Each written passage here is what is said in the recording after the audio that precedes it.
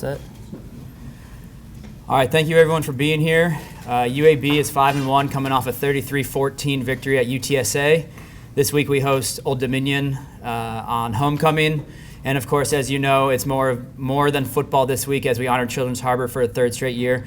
With me, I have head coach Bill Clark, I have interim CEO Vicki Tuggle, and I have Julie Brandrup, and you'll hear about the Brandrup story, and Adele, who's with us, who's an inspiration, and you'll hear about her story. So with that, I'll turn it over to Coach Clark. All right, how's everybody today?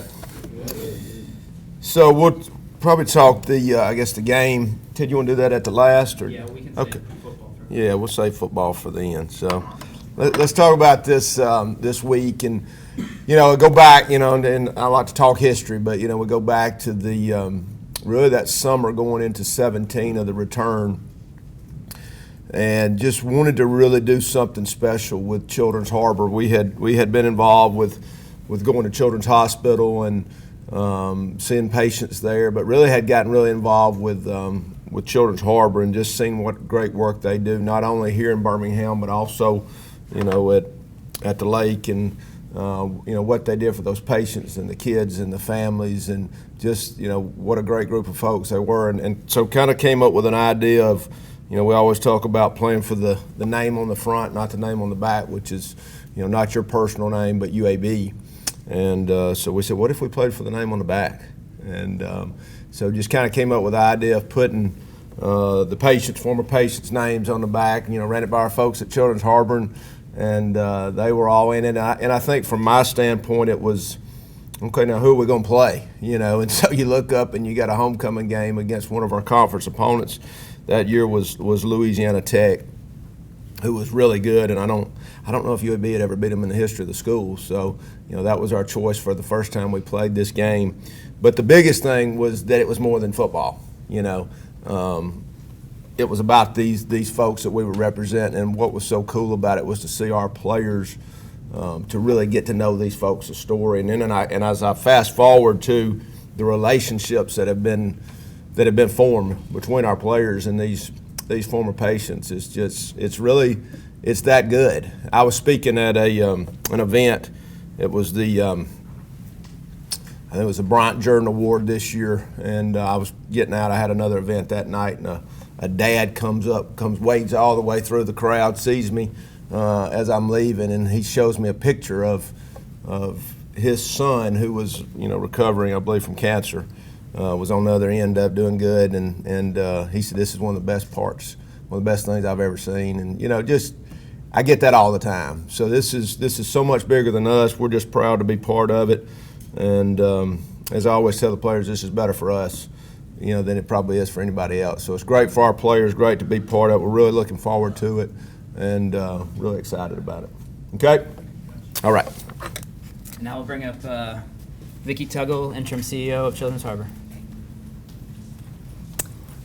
Thank you so much for allowing us to be part of this partnership, Coach Clark. It's to be a part of that return was something, and to watch the passion and the pride that those players played with on that game day was amazing.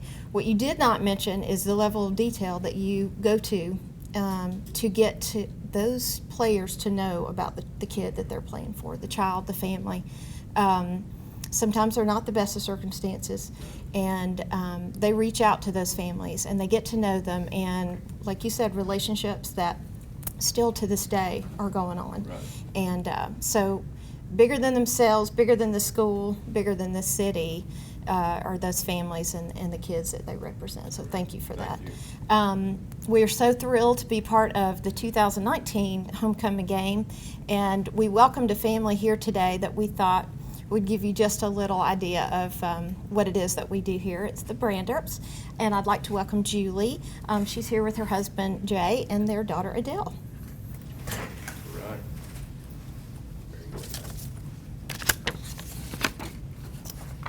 Thank you very much, UAB Blazers and Children's Harbor, for the entire program. Jay, Adele, and I were very happy to be here and to have been able to participate in the program so far, and looking forward to the game. When we were given the opportunity to participate, Adele was a little confused on what her name could mean to a college football player. I don't think she'll ever see herself as an inspiration, because for her, overcoming adversity is really just part of her daily life. But of course, she, like all the other participants, are an inspiration. Adele was born with CHARGE syndrome. That's CHARGE, C-H-A-R-G-E, and it is rare and it's complex. But for her, among other things, it includes deafness, low vision, and being medically fragile for many years.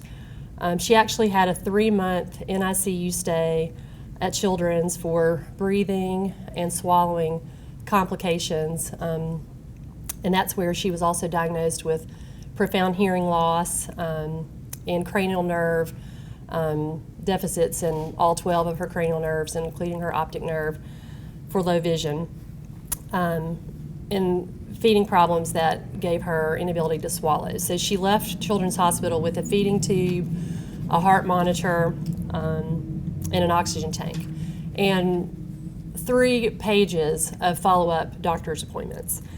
In practical terms, having a child with CHARGE syndrome means you're going to be at the hospital a lot, and we were for many years.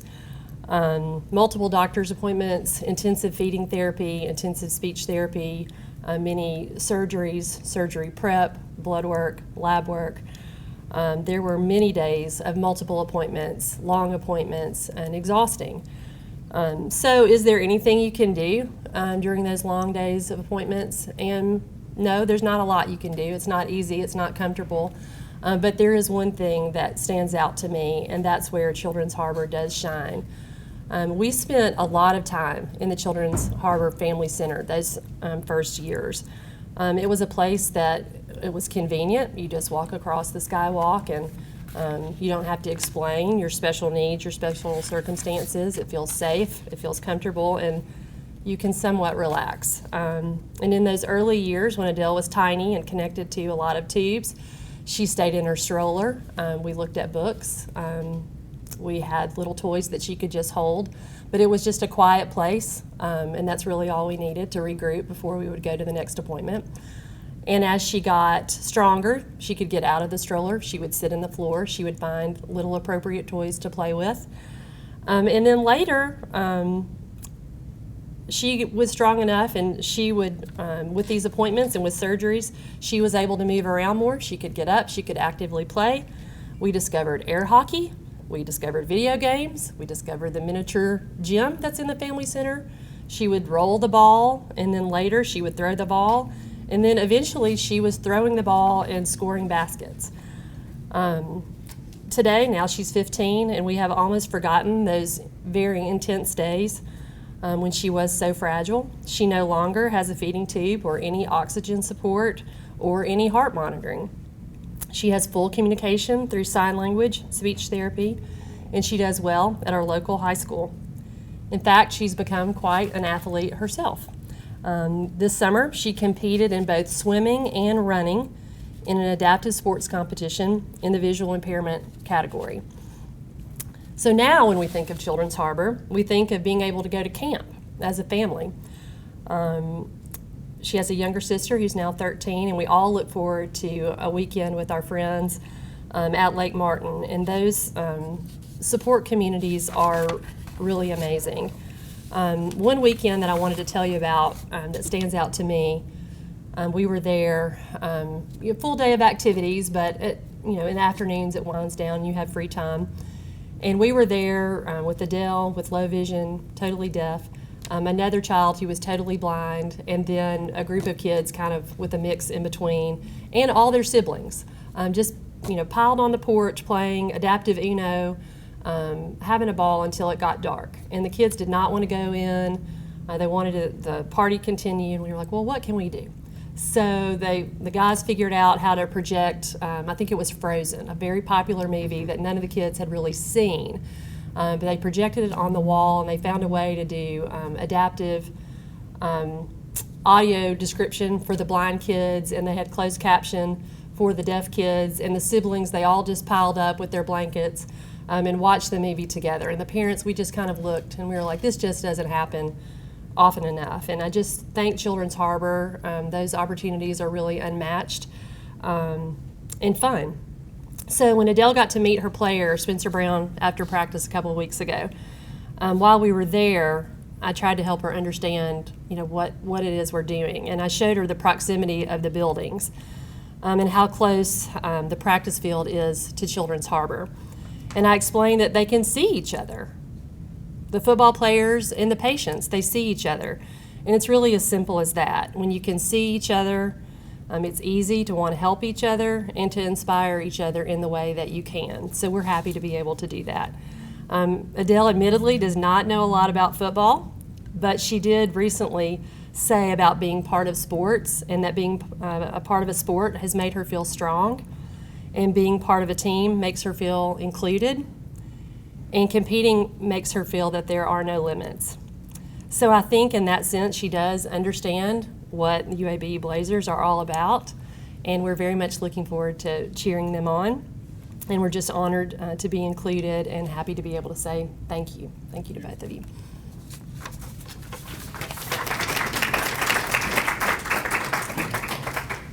Thank you, Julie. We'll open it up for questions right now before we move on to football. So if you do have questions, please address one of these three, and then whoever addresses the question, if you guys could please come up to the mic to answer it. Thank you.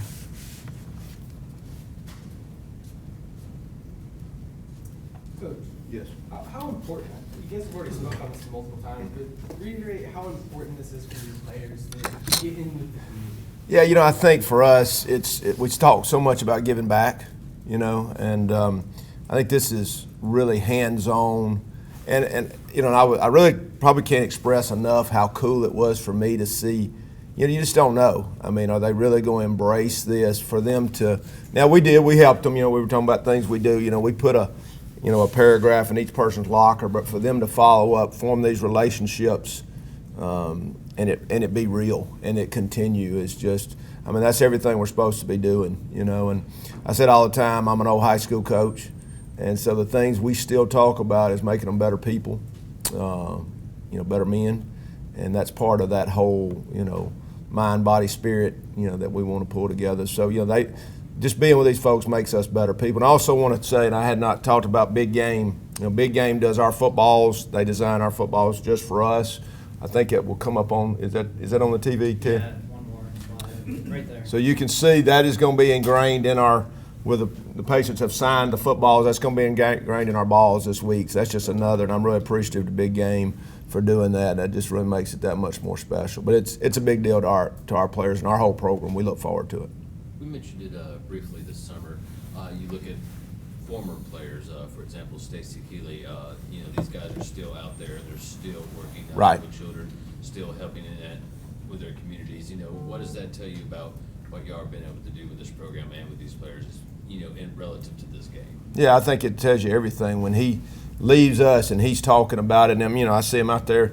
They're out fishing in the water, with that family or writing letters. And I don't get to hear about all. Sometimes I'll just happen, or Shannon, we'll hear something about what's going on with these guys, this relationship they've kept. But that's what it's all about.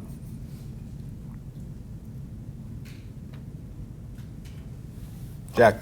What happens to the jersey after they? Yeah, so, and Leanne Crow and Jack, who would really probably one of the main reasons I got to know about Children's Harbor. And there's so many great people there, but I want to thank them for really getting me involved with Children's Harbor. But, one of the things we do, we present the jersey to the family. And so that's a symbolic gesture, but something kind of tangible for them to keep, when the game's over. So I think that's one of the great things we do. Any more questions? One quick question for you. Mom, yes. I observed your family when you walk up, you saw the jersey, she Yes. was able to see the jersey. Kind of talk about sharing that moment as a family there.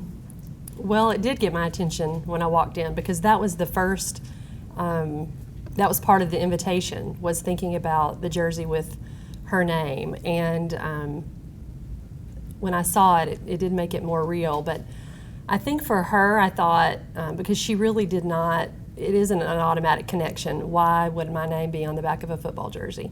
So I felt like coming in here with the whole story and when it was announced yesterday, all the names of all the children, kind of being able to see the big picture that every team, every football player is going to have a patient's name. So when I saw the jersey, it got my attention. But also just simply, they have Jersey Day at school several times a year. So I thought, wow, this is going to be pretty cool when she goes into school with this super cool jersey with her name on it. So I felt a lot of pride for the moment, but I also think this is gonna last a while. I think this jersey may fit her for a while. Julie, Yes. I understand there's been some correspondence between her and Spencer. I think you said she wrote him a letter, right? Yes. I think it was 2 weeks ago when we had the opportunity to come and watch practice. It's intimidating. We went through the facility, and she is interested in physical therapy, and we saw the training room, and we saw some other players that were addressing injuries, and then we watched the practice, and I think she was intimidated and wasn't quite sure that she was ready to meet him, and we did briefly meet. And then after it was over, she said, "I hope I can again." And I said, "We will be able to watch him at the game." But then when he was injured, and I told her, I think that it did get her attention, how real the game of football is and what these guys go through. And I think her own interest in rehab and physical therapy all came together for her.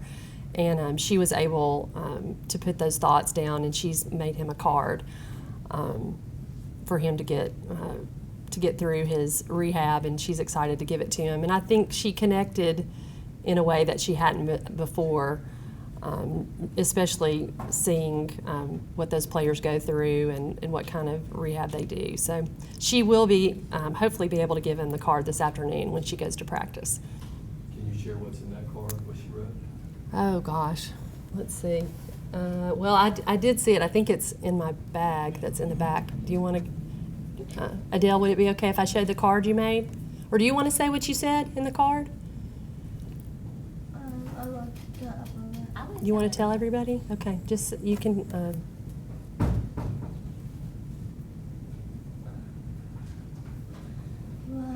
Some about I thought it says to Spencer you made a card that to Spencer Brown. and I wrote You wrote, I saw that you wrote his number, number 4. how about and Hope he feels better. what You're a great running back. I thought I told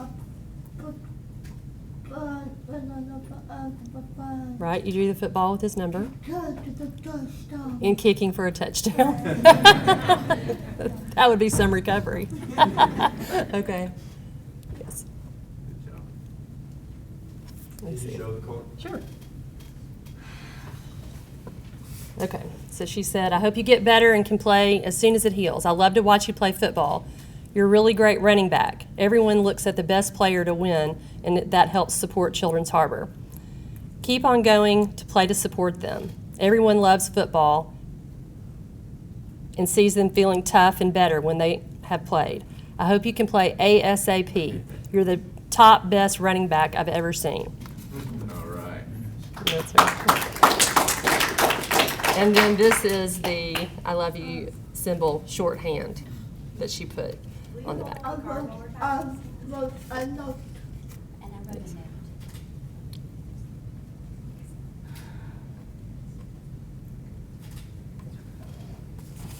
Julie, how does that make you feel when your daughter writes a note like that? It's really sweet to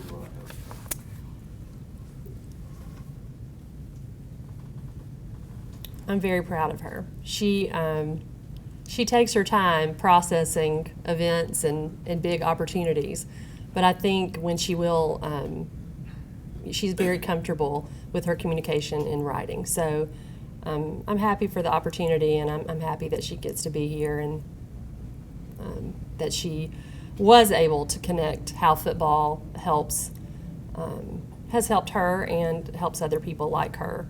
So we're happy for the opportunity. Nervous, but happy.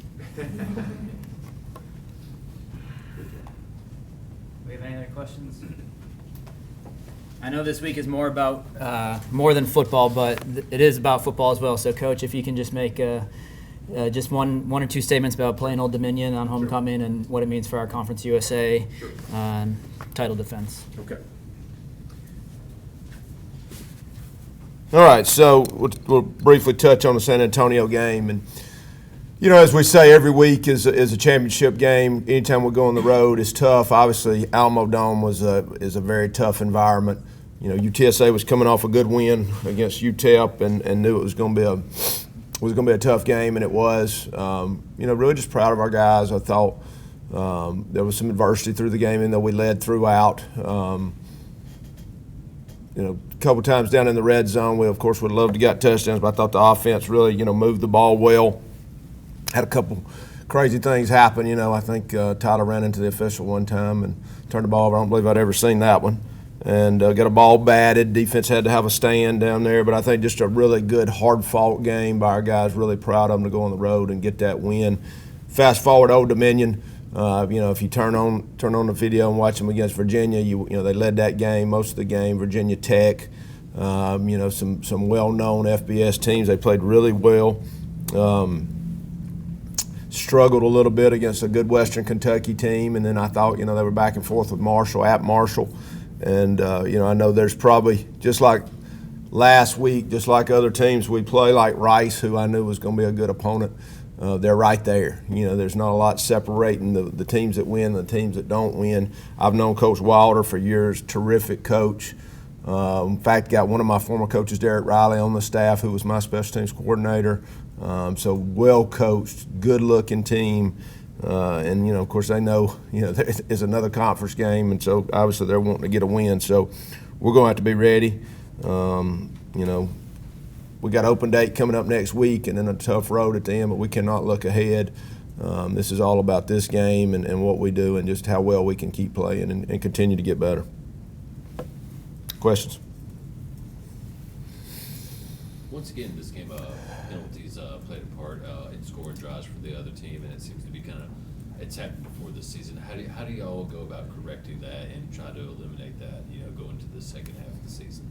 Well, you know, I think everybody talks about how to be mistake-free but still be aggressive, you know, and I think that's obviously the penalties we had against Rice was a problem. I don't think this week was quite the same. You know, you always want to eliminate penalties. You want to eliminate turning the ball over. So that's something we'll continue to talk about, yet still be aggressive and play hard. And sometimes that's what happens when you play really hard, which is what we do. So we'll keep working on it. Bill, your receivers, and I think you too, personally, took on taking on the #1 defense in the league as a challenge. Yep. I think after the game, your quotes were, you were very happy to get the win, let's put it that way. But just talk about how satisfying that was. Well, it was kind of multi-layered. You know, we're the #1 defense. They're the #1 pass defense. That was the one stat we didn't have. And so now we've got that one. So I say that kind of funny. That sounds kind of arrogant. But defensively, you know, you can talk about defensive stats because defensive stats win games. Sometimes offensive stats leads to selfishness, and so we're always trying to be careful with that. But defensive stats, if we shut them out, we win, you know. So we kind of brag about the defensive stats. So that was kind of an offensive-defensive thing. You know, we started them with this #1 pass defense in the league. You know, they had a few of their DBs at midfield talking to our receivers for the game, which didn't hurt us any. But also it was kind of a defensive thing. You know, the defensive guys know, you know, we were #1 in a lot of the categories. I don't know about all of them, but a lot of the defensive categories. We're right now with the #1 defense. You know, it's always about this week. But that was kind of an offensive-defensive thing, you know. But really proud of our offense. Those receivers especially, and not just catching the ball tight or the offensive line blocking, but they're blocking on the perimeter, so they're doing a lot of good things. But it was a challenge, and it was fun to see them step up to that challenge. So it sounds like you embrace that emotional part of it. We do. Coaches kind of Yeah. stay away from that. You know, and that's that thing kind of to this penalty question, you know, that was asked. How can you be emotional without being emotional? You know, how can you be enthusiastic without taking it past the line? And that's a hard balance to have for a game where emotions are very important. So, you know, we just talked to them about being enthusiastic, being excited without getting emotional, but that's hard to do. And I think sometimes in penalties, guys that play really hard, you know, sometimes that can turn into penalties. We just want there not to be dumb penalties. So, but we try to embrace it, you know, and that's kind of how I was brought up. You know, when we talk about football being more than a game, you know, these lessons we learn, these things we talk about, playing together and playing for each other, and playing for more than yourself. I mean, that's what I was brought up on, and that's what we try and do. Which, you know, with as much work as you put into it, that's what it should look like. Lucius and Jermaine Brown had really good games against UTSA. Obviously, Lucius has been there the past couple of years. He's made his role known. How much can you see Jermaine Brown's role expanding the rest of the season? Yeah, you know, and we don't want to forget about Tun Hayden, who does a great job as well. But, you know, Jermaine was he was almost like a single wing old school quarterback who was the running back. So when we got this guy, kind of this hidden gem who played down for Ron Lee, who I've known forever, you know, when you see a guy rush for about 6,000 yards, something is going right, you know. So we brought him over, and I told that story, brought him over to scout team, and we couldn't tackle him. You know, he's one of those guys you can't him up in a phone booth. And so this was before Spencer's injury, I said, you know, we're going to want to move Jermaine over there, and he's going to start getting some touches. But with the injury to Spencer, which we'll get back soon, Lucius's role steps up, and he's embraced it. Hayden's role steps up, and now here's Jermaine. And, you know, it's just funny to see a guy who's a really quiet, good kid, and before the game, you know, we're doing warm-ups, and he looks at me, he said, "Let's go, Coach." So, you know, here's a guy that doesn't say much, but you see that he's ready to go, and that you see this guy, I mean, you see why he's been good as a high school player. So exciting. He's going to be exciting to watch. We have time for one more question. Coach, what are your expectations? It's only Monday, but with Spencer, if you get back to Spencer, you're expecting him to be available, or will you let the week play out? The week will have to play out. He wants to be back, and so, you know, obviously, once again, you know, here's more reasons for him to get back and play, and it's just really how that ankle heals. And, you know, like I said last week, thank God it's not a foot, but ankles with running backs, or with anybody really, but especially with running backs, are always you know, we got to see. But he's rehabbing hard, so we'll just kind of see how the week plays out. So, good? Okay, guys, thank y'all so much for being here. Just a couple of notes that the Brandrup family and other families from Children's Harbor will be at the end of practice today. We'll be available for comment after this press conference, and please help yourself to breakfast. Thank you for being here.